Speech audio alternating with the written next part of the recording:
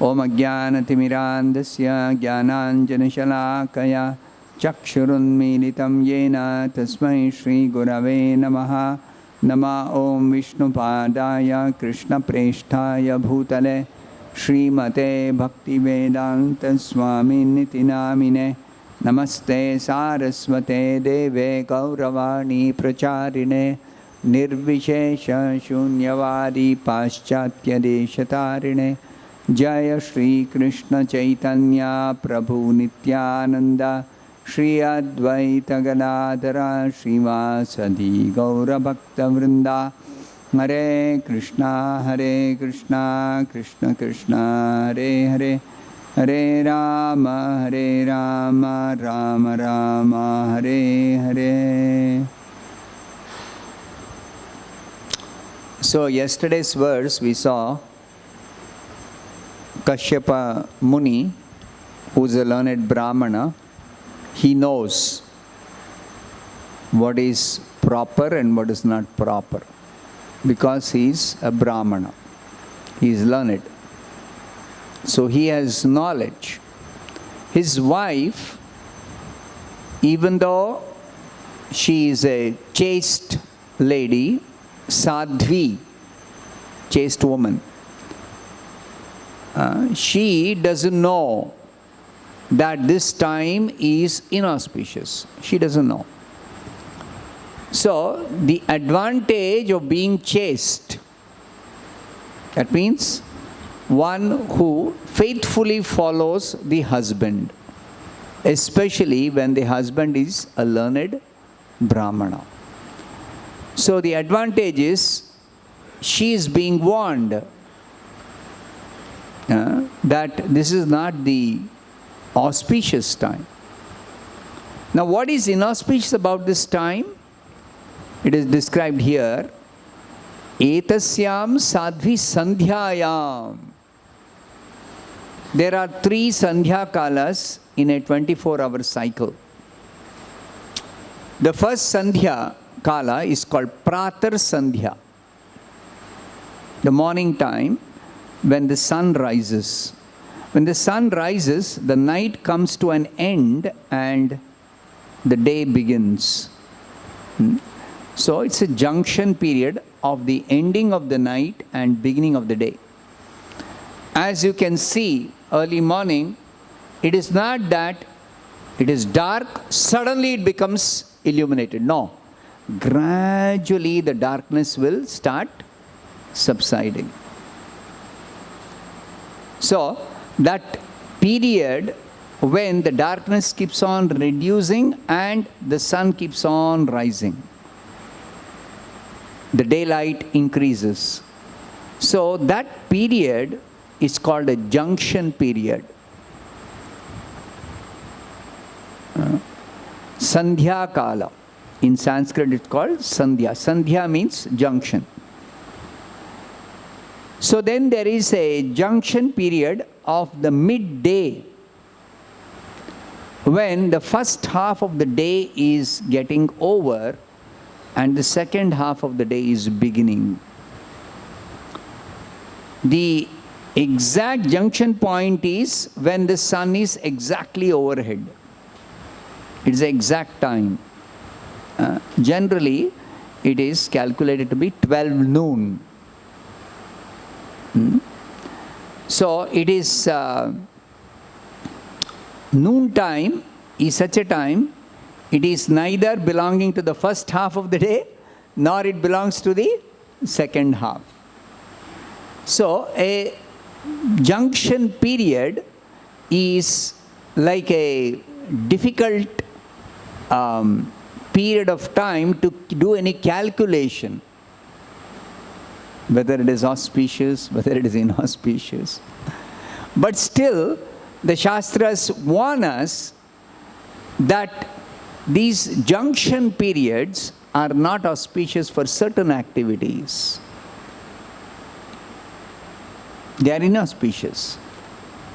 Especially for begetting children, junction periods are not at all auspicious. But as I told yesterday, if somebody is a devotee, and follows the devotional principles for begetting devotee children, then one is not bound by the material laws which declare that this Sandhya Kala is inauspicious. Though the devotees generally follow all the rules, but even if a devotee somehow does not follow some particular rule, because of being transcendentally situated, the devotee is not bound by the laws. Should always remember, when somebody is engaged in devotional service according to devotional principles, that person's life is in Krishna's hand. It's not in the hands of the Mahamaya, Durga Devi. Durga Devi controls all those who are not performing devotional service. Anybody who is not doing devotional service in this material world is controlled by Durga Devi. And anybody who is engaged in devotional service according to superior direction of the bona fide spiritual master, strictly following the rules and regulations as given by the devotional scriptures, as taught by, practically taught by the pure devotee spiritual master. Such devotees are not under the control of Durga Devi. Krishna personally takes charge by employing his internal potency. His internal potency works exclusively in the spiritual world. But even in the material world, which is generally the domain of Durga Devi, in the Brahma Samhita there is a description, Goloka namni nijadhamni talecha tasya. Krishna resides in his personal abode called Goloka, nijadhamni.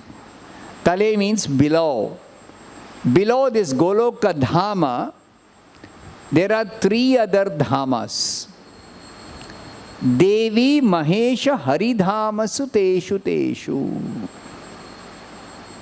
Devi Dhama, Mahesh Dhama and Haridhama.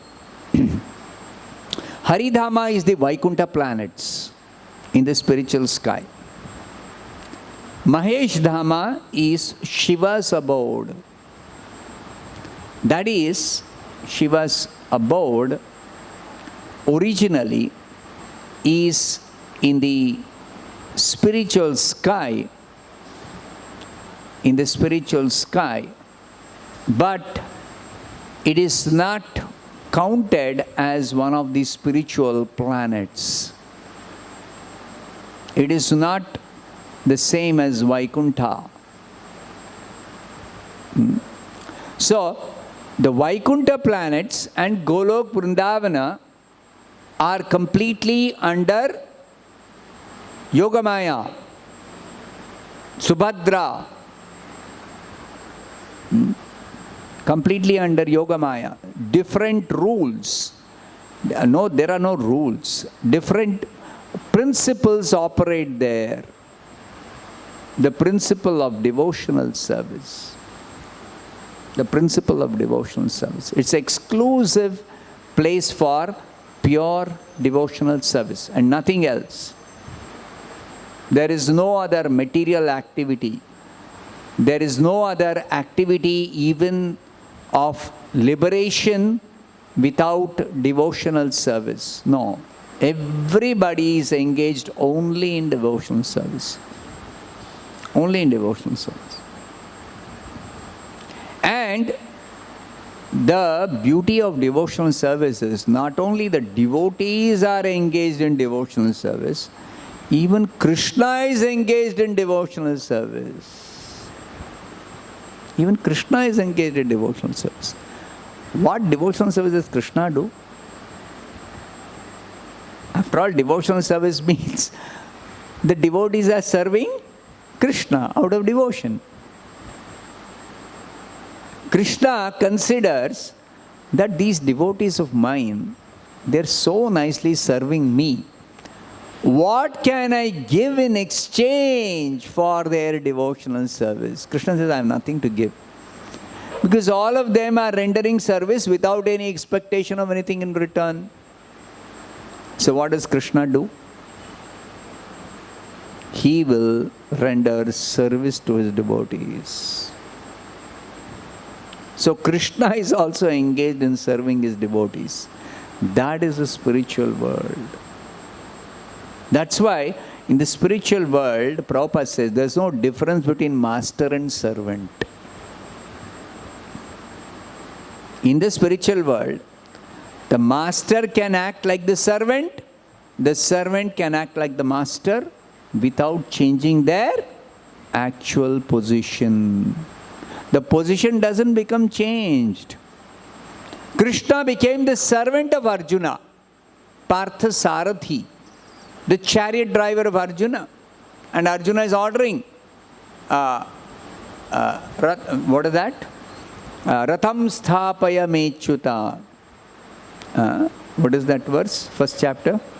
Senayor ubhayor madhye ratham sthapaya mechuta.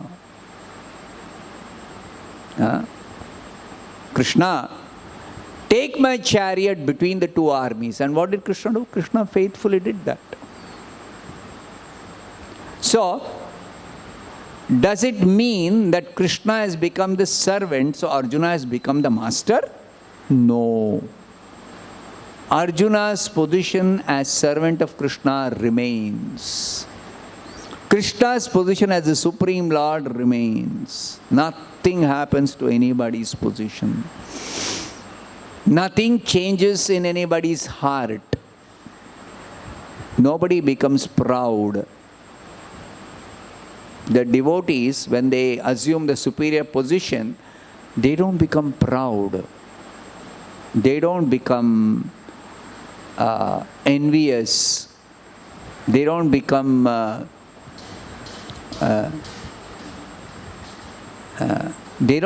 masters actually. Even as master, they are rendering service to Krishna. This is difficult to understand. If you say somebody is master, how can you say he is serving? How can you say he is serving? Same way, Krishna is the master of the devotees, but he serves his devotees. So how can you say he is serving his devotees? He is the master. Master accepts service. Of course, Krishna does accept service of the devotees. But Krishna also reciprocates because he loves his devotees. Why does Krishna reciprocate by serving his devotees? Because he loves his devotees. Why do the devotees serve Krishna? Out of love for Krishna. So the basis of all activities in the spiritual world is only love. There is no other consideration. The devotees don't serve Krishna because Krishna is the master. Krishna is the supreme Lord. In the material world, whether we like it or not, if we are in the position of servant, we have to serve the master. And if we don't willingly serve, we are forced to serve. We are forced to serve. So, in the material world, nobody is master, everybody is servant. Everybody is servant. Nobody is master. Everybody is servant. But falsely somebody may think, I am master. Falsely somebody may think, I am not master, I am servant, but somebody else is master rather than the real master. Out of influence of Maya. Maya's influence makes one person think, I am the master. Maya's influence makes other people think we are all servants of this master, material master. Actually, the real master is Krishna. Ekala Ishvara Krishna Ar Sababhritya. The only master, the real master in this material world is Krishna. Of course, Krishna is the master in the spiritual world also. But Krishna is the master in the spiritual world in a different mood.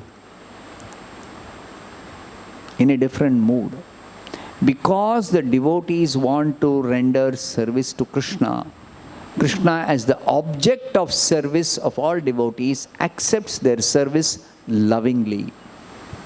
Here Krishna accepts the service of the conditioned souls, of the illusory living entities, not directly. Krishna does not accept this service, illusory service directly. He has got a lord of illusion called Shiva. Shiva accepts the service of the illusory controlled living beings. Therefore, in some places in the scriptures it is described, Shiva is the lord of all living entities in this material world. And Durga is the mistress, the mother. Shiva is the father and Durga is the mother. Shiva produces all the living beings at the beginning of creation as his children through Durga Devi. When Krishna says he impregnates, 14th chapter, what is that verse? Krishna says, I impregnate in the womb of material nature all the living entities. Tasmin garbham dadhamyaham. What is that verse? Verse number? What is the verse number? Third verse of the 14th chapter. Please open 14.3. Parama Purusha, where is your Bhagavad Gita? If you don't have Bhagavad Gita, sit next to Raghava Sharan and share that. 14.3. Parama Purusha, read that verse.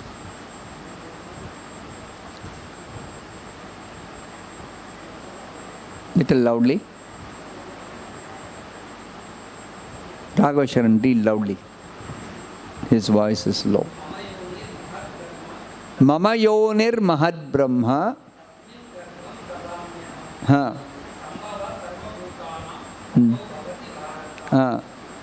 Translation. Shravana Mangala. Shravana Mangala.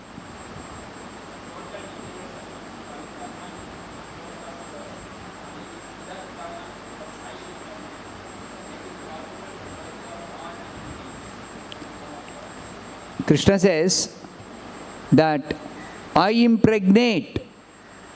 Now this impregnation happens in two ways. One is Mahavishnu glancing over the material energy and injecting the living entities as spirit souls into material nature.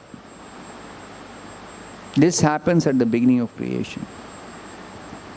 Then, after he injects the living entities into material nature, and the material nature begins to differentiate into the elements, 24 elements. 13th chapter, 6th verse describes the 24 elements. You see, in Bhagavad Gita, so many things are given very concisely.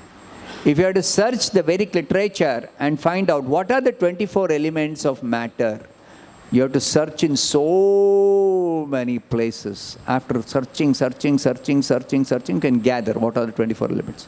In Bhagavad Gita, one verse, how many syllables in one verse? 8 into 4, 32 syllables. Krishna explains what are the 24 elements. 13.6, open 13.6.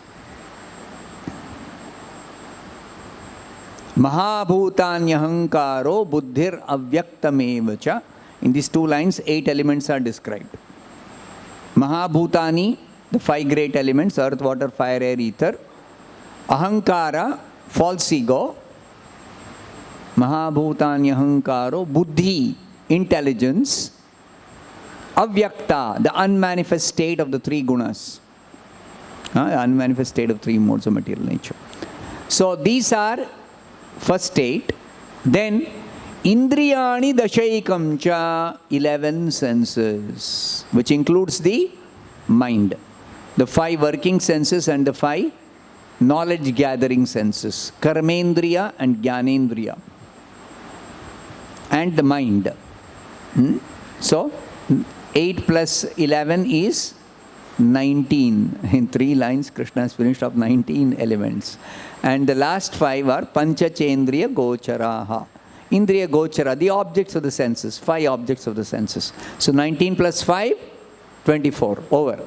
So 24 elements differentiate from the material energy when Mahavishnu glances and agitates the material energy. Material energy is lying dormant after the previous dissolution of the whole material existence. But material nature is again activated by Mahavishnu. Mahavishnu incarnates. He is called the first Purusha Avatara. The first incarnation at the beginning of creation in this material world is the incarnation of Mahavishnu. Incarnation because he comes from the spiritual world. Who comes from the spiritual world? Which form of the Lord incarnates as Mahavishnu? Which form in the spiritual world? Which Sankarshana? The second Sankarshana. There are 2 Chaturvyuha expansions. The first Chaturvyuha expansion is from Balaram. First Chaturvyuha expansion of Vasudeva, Sankarshana, Pradyumna, Aniruddha. Then the first Sankarshana expands as Narayana. Narayana is the form of the Lord who is the predominating deity of every Vaikuntha planet. Of every Vaikuntha planet. Predominating deity. So Narayana further expands as the second Chaturvyuha. Second Vasudeva, Sankarshana, Pradyumna, Aniruddha. The second Sankarshana expands or incarnates, not exactly expands, incarnates as Mahavishnu. When does he incarnate as Mahavishnu?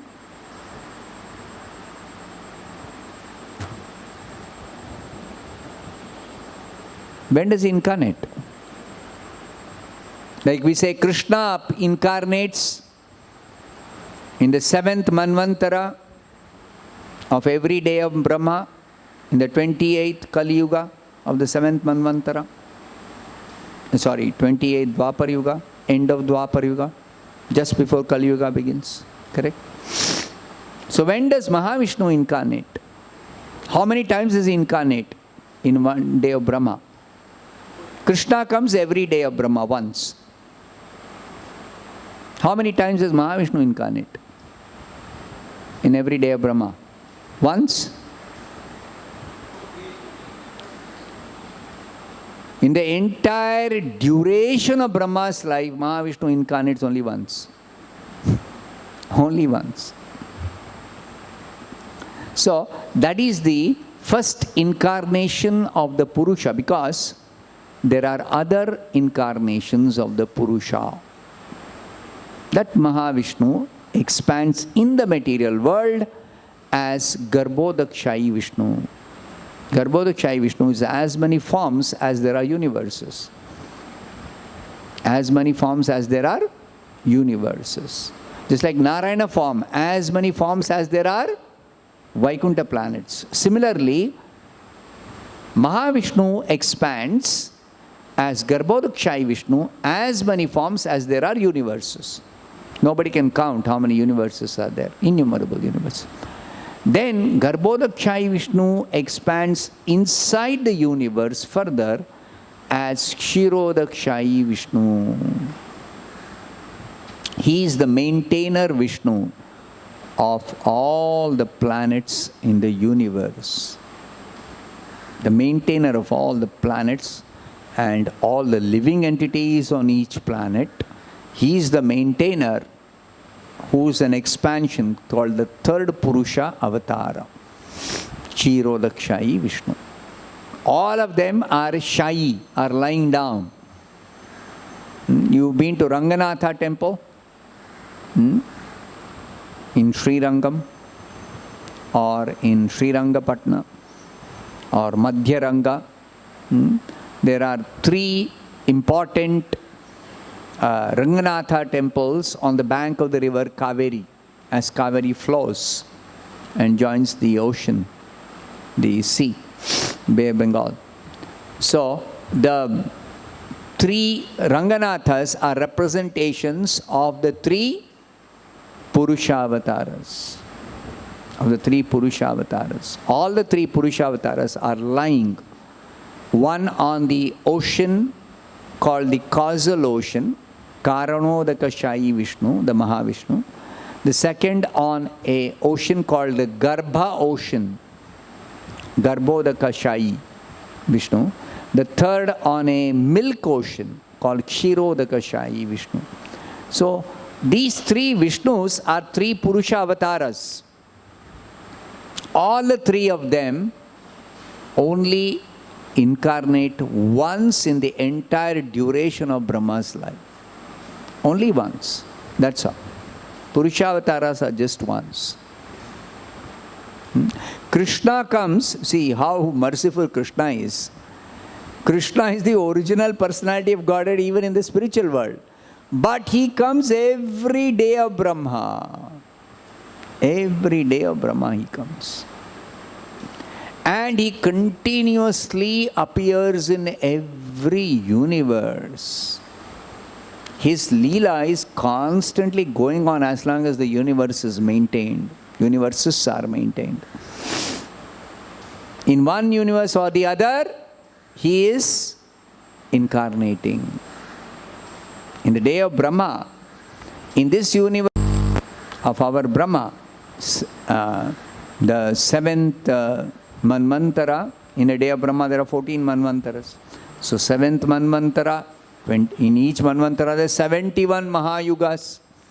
So which Mahayuga? 28th Mahayuga. In that Mahayuga also, Mahayuga 4 Yugas. Satya, Treta, Dwapara, Kali. So which Mahayuga? Among the 4, Dwapar Yuga. The Dwapar Yuga. Dwapar Yuga also, there is such a long period of time. So towards the end of Dwapar Yuga, it's called Yuga Sandhya.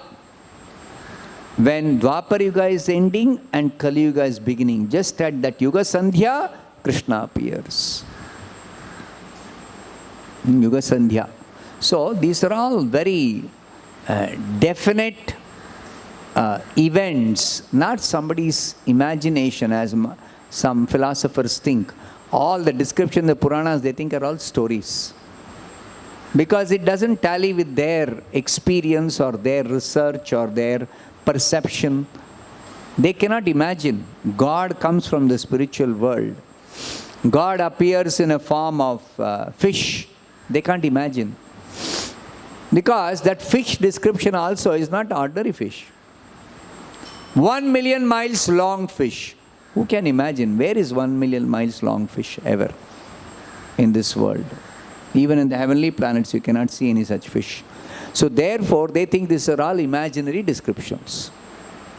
Because they think God means greatest, so they think these devotees, sentimental devotees, to make God great, they worship God in some form of fish.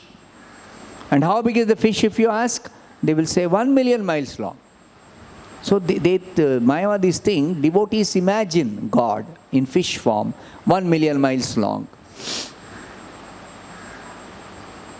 So you cannot have a deity which is 1 million miles long, correct? So what they will say, these devotees, what they do cleverly, they make one small form of fish, Matsya Narayana. and then say, God has entered into that form. They all think, the Mayavadis think, this is all imagination of the devotees. But the Upanishads say otherwise. What do the Upanishads say? God's power, inconceivable power, Achintya Shakti, is such that He can become smaller than the smallest. Anoraniyan Mahato Mahiyan. He can become bigger than the biggest. What is the biggest size of the fish that exists in this world? God can become bigger than that. Assume a form bigger than that.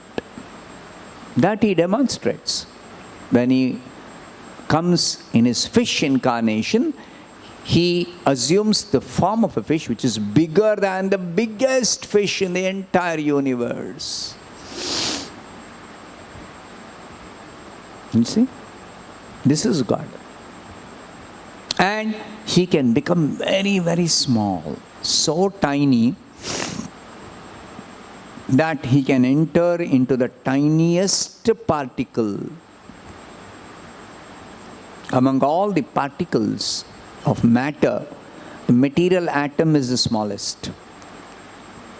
But smaller than the material atom is the spiritual atom, the size of the spirit soul.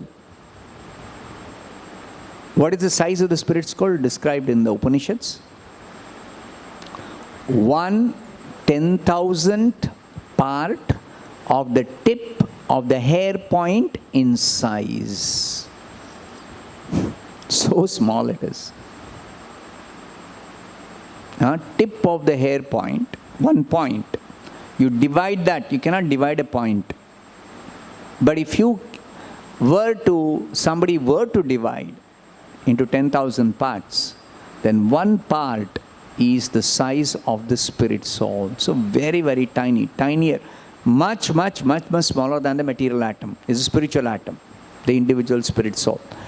Now, Lord as Paramatma, He enters into this spiritual atom. He enters into the spiritual atom and resides. The spiritual atom is actually the spiritual living being with a spiritual form. So there is a spiritual part of the spiritual form called the heart. So Krishna as Paramatma enters into the spiritual heart and He sits there as Paramatma and directs the wandering of every living entity. So what does Krishna say in the Bhagavad Gita? Ishvara sarvabhutanam hriddeshe Arjuna tishtati. I reside in the heart region, hriddeshe. Because the heart is so small. Heart is so small. The spiritual heart, not the material heart. Material heart is big. But the spiritual heart, He doesn't enter into the material heart of the living entity. He enters into the spiritual heart. Hriddeshe Arjuna tishtati. Brahmayan sarva bhutani. All living entities are wandering in this material world. Wandering which way? Not our wandering from Chennai to Bangalore to... No, not this wandering. What is the wandering of the living entities? One body to another body. One body to another body. Simply because we want to enjoy in so many different ways. So, we are simply desiring, oh, I want to enjoy like a dog. So what happens? We have to get a dog's body for enjoying like a dog. I want to enjoy like a lion. I have to get a lion's body. I want to enjoy like a demigod. You have to get a demigod's body. But there is a difference between the different bodies. Up to human beings, from the lowest species, all bodies all living beings have two kinds of bodies, gross body and subtle body. Only in the human being, the subtle body is well developed. And even the gross body is developed in a particular way. That the senses of the gross body are more developed than the senses of the gross body of the other living beings. In what way they are better developed? Not in terms of the power of smelling or the power of seeing, no. But in terms of using these senses according to the desire, concocted desire in the mind to enjoy. This is the power of the human being's senses. Just like people conceive, let me have a particular eatable which has got a tinge of the taste of sourness, and that also which sourness? Of the lemon sourness. They prepare such foods with lemon because it should have the tinge of the sourness of lemon, and it should basically be some kind of pungent taste. So they will make this, especially this one type of sambar or kolambu or something. So that intelligence the human being has got. So many varieties of preparation, basically the same 6 tastes only combined in different proportions. But in human form, the combination is possible in so many different percentages. Is it not? Paramapurusha.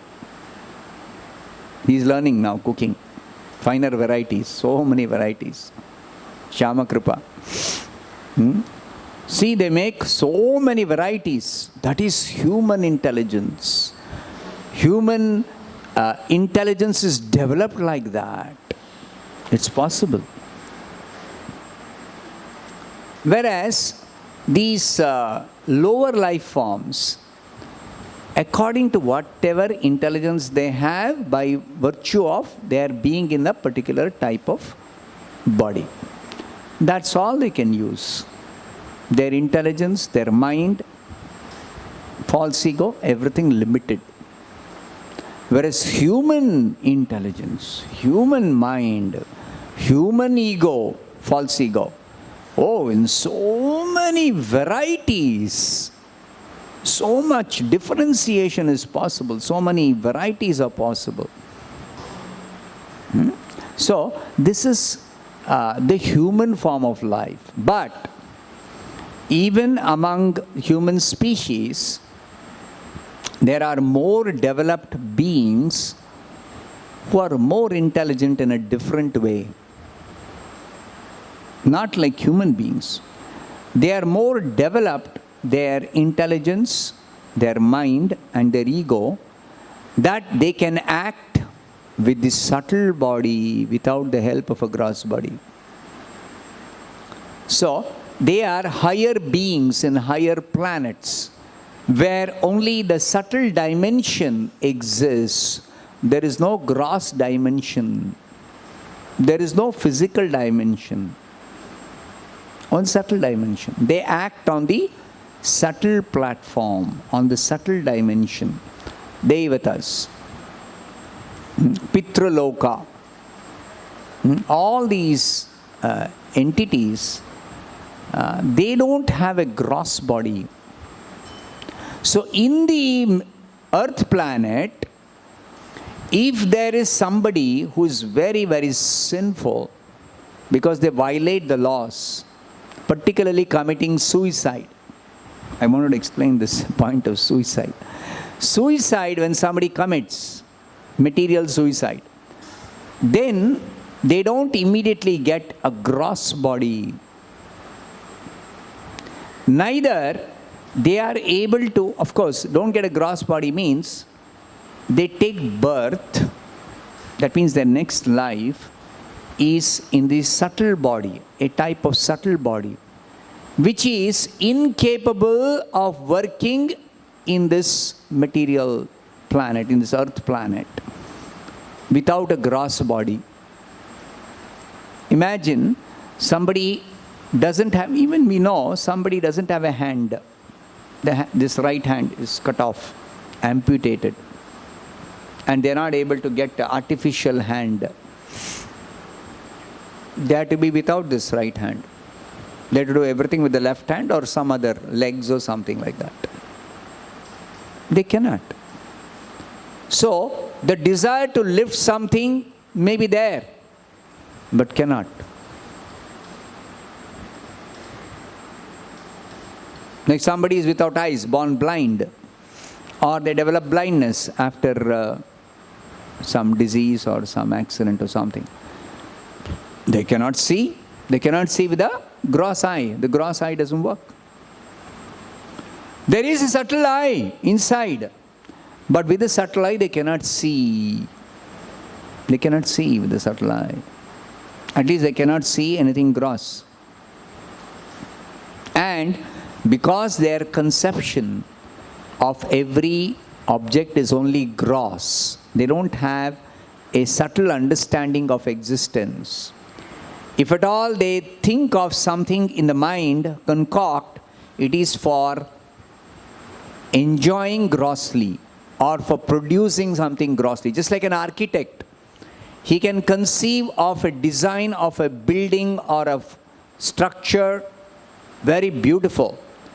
It first conceived in the mind, imagined in the mind or conceived in the mind, but he puts it on in the form of a drawing, either in the computer or on the paper, the pencil. And then that is given a gross shape by a builder. Then only people can appreciate. Otherwise, nobody has got any value for this architect's conceiving a beautiful building structure. Nobody has got any appreciation for that. So, this conceiving has to be expressed as a gross building. Then only architect has got value. Whereas in the higher dimension, in the upper planets, there is no need of any gross expression or any gross objects. No need. Everyone operates on the subtle platform. So these ghosts, they don't have a gross body at all. No hands, no legs, no gross hands, no gross legs, no gross eyes, no gross ears. And then they have a desire to do something. They cannot see anything gross. They cannot hear anything gross. So for such creatures, Lord Shiva is their Lord. Lord Shiva is their Lord. And Lord Shiva actually guides them. Guides them for what? Guides them to get a gross body by doing what? By placing them in the wombs of women who indulge in sexual intercourse regardless of the restrictions on time and circumstances. So Shiva places such, they are called ghosts in this world. There's a ghostly planet of beings who have only got subtle body. That is different. They are able to act on the subtle platform with their subtle body. Here, ghosts in this earth planet, they don't have gross body and they are incapable of acting. They are incapable of acting. So they are placed by Shiva in the bodies of, in the womb of women who indulge in sexual intercourse regardless of the restrictions on time and circumstance. Basically, they are very, very sinful. That's why they don't have. For some time, they don't have, for some period of time. Generally, it is said, if somebody's lifespan is 80 years and they commit suicide at the age of, let's say, 30 years, 50 years they have to remain without a gross body. Except, of course, they get the mercy of Shiva. Then before that they can get a gross body. They are placed in the womb of some woman to take birth with a gross form. Except for Shiva's mercy, the ghosts have to wait to again get another gross body. So these ghostly creatures are shown mercy by Lord Shiva. Therefore Shiva is also called Bhutanatha or Bhutarat or Bhutesha. Different names, same thing. Here Bhuta particularly refers to the ghosts in the earth planet who are sinful, who don't have a gross body and who cannot act with the subtle body alone. Cannot act with the subtle body.